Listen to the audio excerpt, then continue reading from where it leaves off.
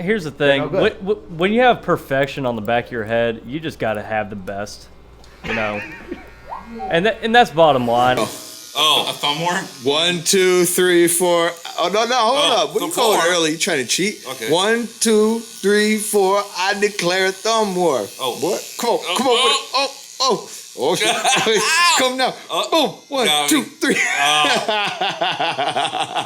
We'll work with this one whole day, and I guarantee you you'll start winning thumb wars. That's right. That's right.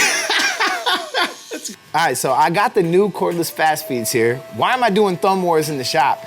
Because this is actually strength and conditioning for the type of thumb strength you're gonna need to move this damn lever. Honestly, when I got this clipper, I felt like I got kicked in the nuts.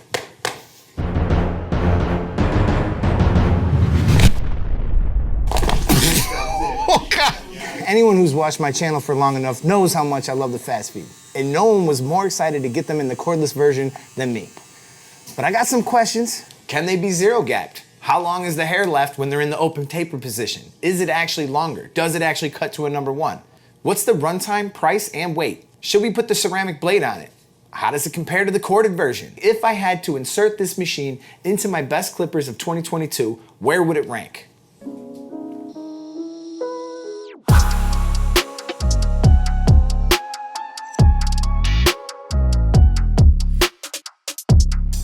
This is the ugliest box I have ever seen. This reminds me of the type of packaging you see on products that don't sell, sit on the shelves for so long they become sun bleached and get covered in dust.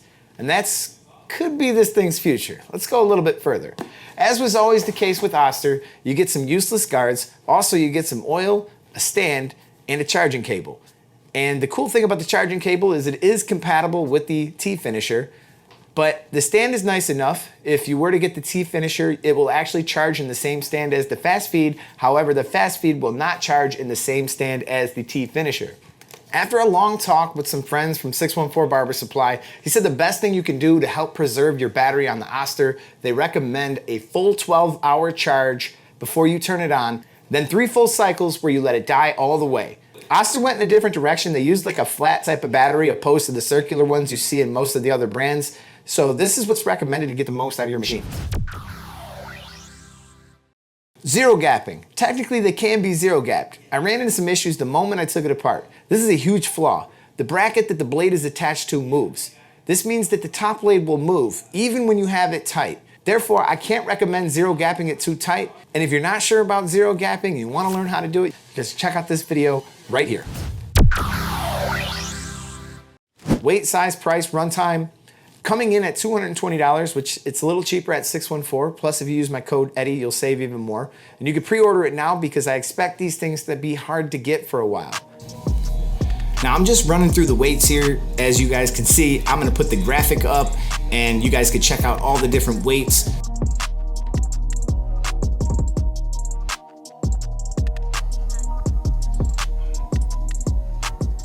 Noise, how does it compare to other clippers?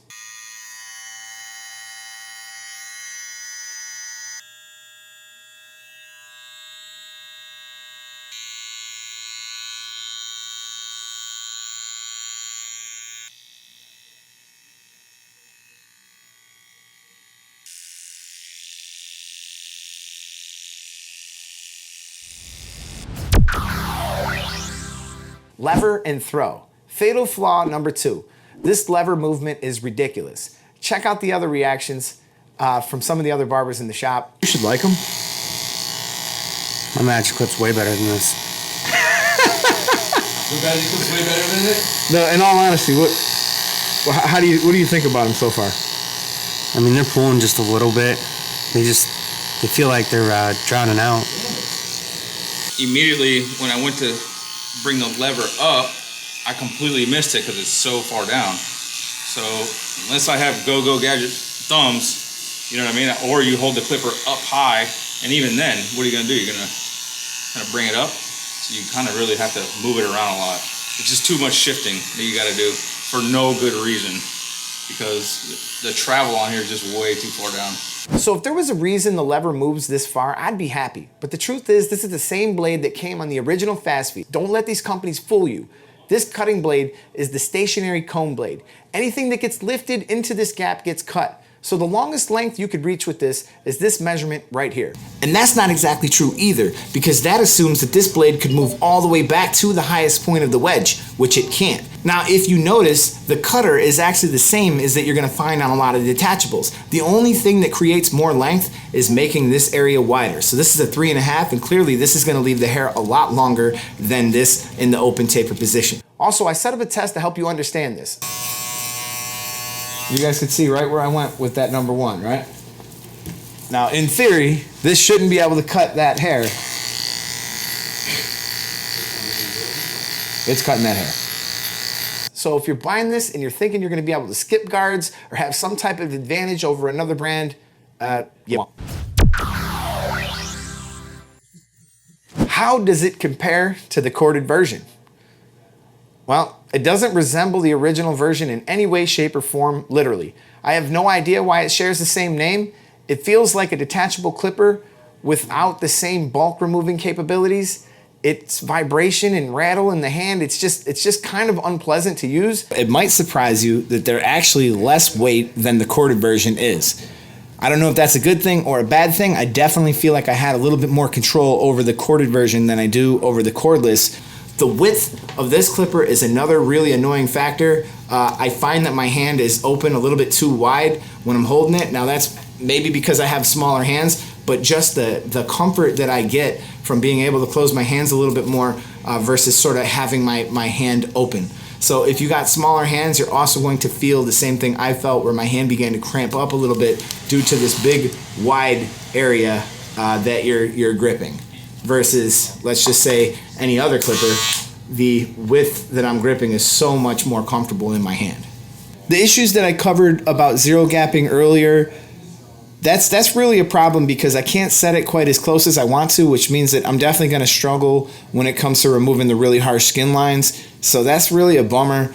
And, you know, across the board, it took them 10 years to come up with this. And if you were watching this video and you were on the fence about whether you should buy the old fast feeds or these new ones, actually the old ones are a little bit heavier, much better quality once you set them up with that ceramic blade, and they're just good. So any old school people who are watching who used the fast feed and liked them, there is one other thing that you might remember. It used to squeak when it had that metal blade on there, and guess what? The squeak is back. But as far as does it resemble the corded version? Not at all. Not whatsoever. So at this point, you might be wondering if there's any good at all, and where would it rank in the best clippers of 2022 video. And if you guys want to check that video out, you can check it right here. There is one thing I can say that the fast feed has done a little bit better this time around in the cordless version is I've never had any snags or any pulls with the metal blade. That was an issue that we had with the corded version with the ceramic blade. That fixed the whole thing. So that's one thing that I can say that this clipper did better than its predecessor. But with all that being said, how does it rank in the best clippers of 2022? Let's go. Battery life, 90 minutes, I'm giving that a 2. Fading, I'm giving that a 3 due to that uncomfortable lever movement. Bulk removal, I'm gonna give that a 3. It performed pretty good there, but it does seem to move kind of slow, and it does seem to kind of pull if you go too fast. Value, you do get a stand, but you also get some useless guards that you would never wind up using. The whole purpose of using this would be using the Andis double magnetics. So, I mean, across the board, at least you get a stand, so I'm gonna go ahead, I'm gonna give it a 2. But beyond that, there's just so much missing that that's all it's gonna get. Price, $220, I don't see it. A little cheaper some other places, but I think $220 is a little ridiculous, and it is 2, so that brings it in at a total of 12, and this would be dead last out of every clipper I previously reviewed for the top clippers of 2022. Well, it took them around 10 years to finally release another product in the barber sector. And for that reason, they had all this time. I couldn't be more disappointed in this product, and I cannot recommend this clipper to anybody for any reason. There are so many other clippers in the best clippers of 2022 video. You guys can feel free to watch that, but there's clippers that are just pushing the boundaries of what was possible a few years ago, and this one doesn't belong. If they would have released this 5-10 years ago, this would have been a fine clipper. Right now, it just doesn't really have the innovation to compete. So if I saved you money and you enjoyed this video, do me a favor, drop a comment down below, smash that like button, and share this video to some friends and let them kind of see the whole story here, because I'm sure a lot of people are probably going to go out there and just tell you about how good it is, and there's not a single person here in my shop who even wants to use it. This thing is gonna collect dust, but I'm gonna hold on to it, and hopefully we see a version 2. Now, we're gonna move on to the Electric Shaver 2022 shootout, and we're gonna go through all the top electric shavers, and we're going to crown a king. So I hope that you guys check this video out. We're gonna head over there next, and I'll catch you guys in that video. Peace. Connor said the same thing. Match clip way Should we better. open up the drawer real quick so we can show how trustworthy he thinks that the? This is why you walls can't are? take Connor's opinion as gospel or anything, but he is still using the magic clip. So I left the fast feeds here for anybody that wanted to use them, and nobody's even touched them. Do not use those on my head. Do not mess up this mullet. You know, with a guy with a mullet. Here's the thing: no good. when you have perfection on the back of your head, you just got to have the best, you know.